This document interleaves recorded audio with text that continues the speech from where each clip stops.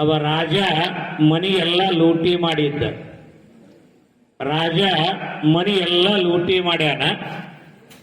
ಆ ಮನಿ ಹೆಂಗ ಲೂಟಿ ಮಾಡಿದನ ಅಂದ್ರ ಗ್ವಾಡ್ಯಾಗ ಬಡದ ಮಳಿನೂ ಕಿತ್ಕೊಂಡು ಹೋಗಿದ್ರಂತ. ಗ್ವಾಡ್ಯಾಗ ಬಡದ ಮಳಿನೂ ಒಯ್ದಾರ. ಮನ್ಯಾಗರ ಏನು ಇಲ್ಲ. ಅವತ್ತ ರಾತ್ರಿ ಏನು ಮಾಡ್ಯಾರ, ಗಂಡ ಹೆಂಡತಿ ಮನ್ಯಾಗ ಏನು ಇಲ್ಲ ಅಂದ್ರ ಇನ್ನು ಬಾಗ್ಲ ಹಾಕ ಕೆಲಸ ಏನದ, ಏನಾರ ಇದ್ರ ಬಾಗ್ಲ ಮುಚ್ಚಬೇಕು. ಮತ್ತ ಮನ್ಯಾಗ ಏನು ಇಲ್ಲ ಅಂತೇಳಿ ಬಾಗಲ ತೆಗದ ಲೈಟ್ ಹಾಕಿ ತಲಬಾಗಲ ಮಗ್ಲ ಕಟ್ಟಿ ಮೇಲೆ ಮಕ್ಕೊಂಡಿದ್ರು.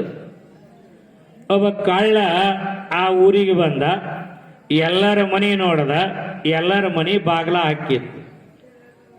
ಆ ಕಳ್ಳಂದ ಇವ್ರ ಮನಿ ಬಾಗ್ಲ ಇರೇ ತೆಗ್ದಾದ. ಆದ್ರ ಹಂಗ ಮಲಗ್ಯಾರಂದ್ರ ಮರ್ತ ಮಲಗ್ಯಾರ. ಇವ್ರ ಮನೆಗೆ ಕಳವಿಗೆ ಹೋಗ್ಬೇಕಂತ ಅವ ಕಳು ಮಾಡಕ್ ಹೊರಟನ್.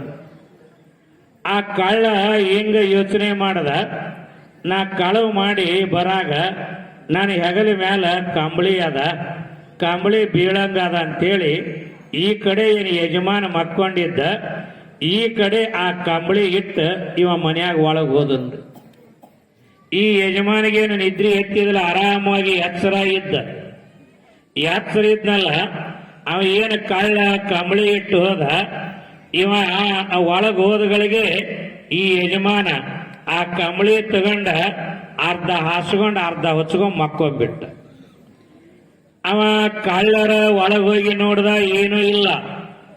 ಗ್ವಾಡ್ಯಾಗ ಬಡ್ದ ಮಳಿನೂ ಒಯ್ದಾರ, ಏನೂ ಇಲ್ಲ ಅಂತೇಳಿ ಇನ್ನು ಮುಂದಿನ ಮನೆಗೆ ಹೋಗೋಣಂತ ಆ ಕಳ್ಳ ಹೊರಗಡೆ ಬಂದ ಕಂಬಳಿ ತಗೋಬೇಕಂತಾನ, ಕಂಬಳಿನೇ ಇಲ್ಲ. ನೋಡ್ದ ಯಜಮಾನ ಹೊಚ್ಕೊಂಡು ಮಕ್ಕೊಂಡ. ಅವ ಅಂದ, ಕಳವಿಗೆ ಬಂದ ನಂದೇ ಕಳವು ಐತಲ್ಲ ಅಂದವ. ಹೆಂಗಾರ ಮಾಡಿ ಕಂಬಳಿ ಒಯ್ಯಾಣ, ಹೆಂಗಾರ ಮಾಡಿ ಈ ಕಂಬಳಿ ಒಯ್ಯಾಣ ಅಂತೇಳಿ ಆ ಯಜಮಾನ ಎಲ್ಲಿ ಮಕ್ಕೊಂಡಿದ್ದ ಆ ಕಟ್ಟಿಯ ಕೊಯ್ನಳ್ಳಿ ನೆಳ್ಳಿ ಕುತ್ಕೊಂಡಿವ. ಯಾಕ ಯಜಮಾನಗ ಗಾಢವಾಗಿ ನಿದ್ರಿ ಹತ್ತಂದ್ರ ಈ ಕಂಬಳಿ ಒಯ್ಯೋಣ ಅಂತ ಏನು ಕೂತಿದ್ದ.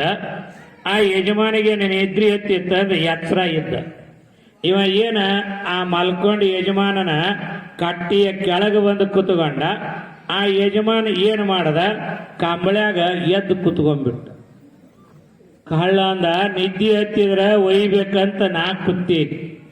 ಇವ ಎದ್ದು ಕೂತ ಏನು ಮಾಡದಂತ ಅಲ್ಲೇ ಕೆಳಗೆ ಕುಂತಿದ್ದ. ಈ ಯಜಮಾನಗ ಎಲಿ ಅಡಿಕೆ ತಿನ್ನ ಚಟ ಇತ್ತು. ಎಲಿ ಅಡಿಕೆ ತಂಬಾಕ ತೆಗದ ತಿಕ್ಕದ ಬಾಯಾಗ ಹಾಕದ. ಮತ್ತು ಅದೇನು ಸುಮ್ಮನೆ ಇರ್ತದೇನು ಉಗುಳಾಕ ಚಾಲು ಮಾಡದ.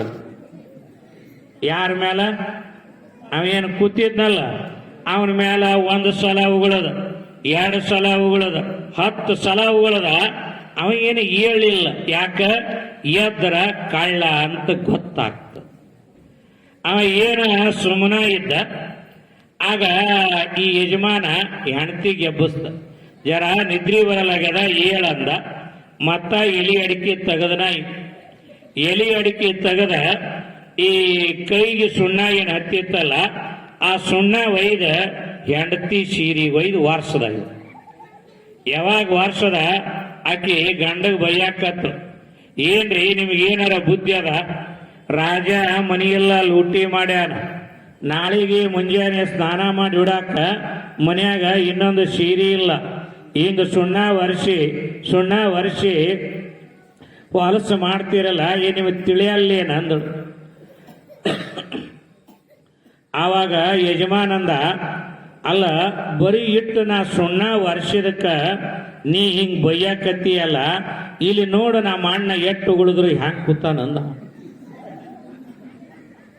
ನಾನು ಹೇಳುವ ಮಾತು ಅಂದ್ರ, ಯಾವ ಮನುಷ್ಯ ತನ್ನದ ಅಲ್ಲದನ್ನ ಬಯಸ್ತಾನ, ತನ್ನ ಅಲ್ಲದನ್ನ ಬೇಕು ಅಂತಾನ, ಅದು ಉಗುಳಿಸಿಕೊಳ್ಳೋ ಕೆಲಸ.